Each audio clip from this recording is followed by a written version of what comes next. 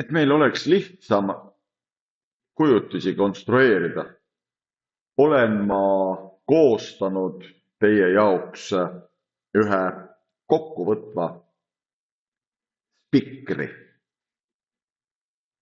mida ma luban teil siis kasutada nii harjutamise ajal kui ka hiljem hindelise töö tegemise ajal. Ja et see spikker sind kõnetaks, vaatame sellele otsa. Niisiis, esimeseks võtmesõnaks on see, et me püüame igast meid huvitavast punktist joonistada 2 kiirt. Need 2 kiirt, mis saavad siis meid huvitavast punktist alguse, saavad moodustada ainult hajuva valgusvihu. Teisiti ei saagi olla. Ja kui me need kiired, nende kiirte käigud oleme konstrueerinud, ehk siis lasknud nendel kiirtel peeglil peegelduda, siis on laias laastus 2 võimalust. Üks võimalus on see, et hajuv valgusvihk jääb hajuvaks. Teine võimalus on see, et hajuv valgusvihk muutub koondavaks. Väga haruldane olukord võiks olla ka see, kui kiired peegelduvad paralleelseks, aga põhikoolis meil sellist olukorda ette ei tule, nii et jätame selle 3. paralleelse võimaluse siis praegu tähelepanuta.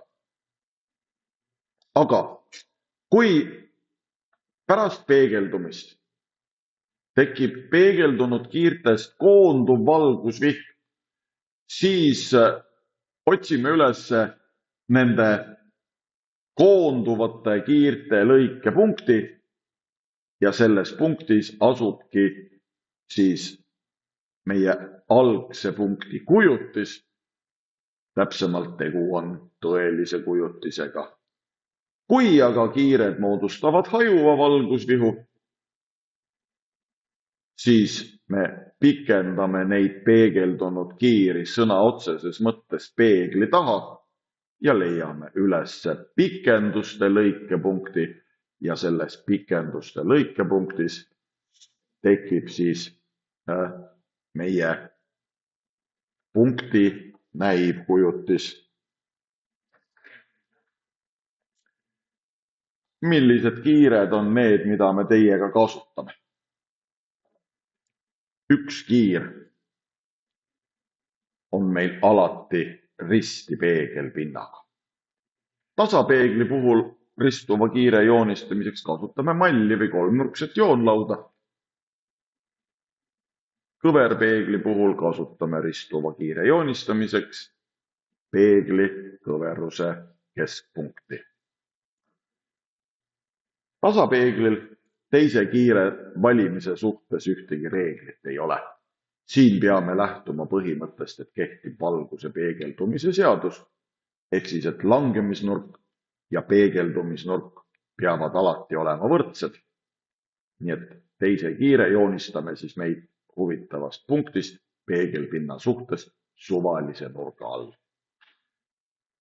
Kõverpeeglites on asi aga veelgi lihtsam. Seal on teiseks kiireks, mille me meid huvitavast punktist lisaks peegelpinnaga ristuvale kiirele joonistame, peegli peateljega paralleelne kiir. Ja see peegli peateljega paralleelne kiir peegeldub nii, nagu ütleb peegli fookus, mis meil samuti teada on. Kui fookus asub peegelpinna ees, läheb peegeldunud kiir läbi fookuse. Kui fookus asub peegelpinna taga, läheb peegeldunud kiir selles suunas, nagu ta saaks alguse fookusest. Ja nii saame me siis peegeldunud kiiret ja saame otsida siis kas nende lõikepunkti või nende pikenduste lõikepunkti. Peegeldunud kiirte lõikepunktis tekib punkti tõeline kujutis. Pikenduste lõikepunktis tekib aga näivkujutis.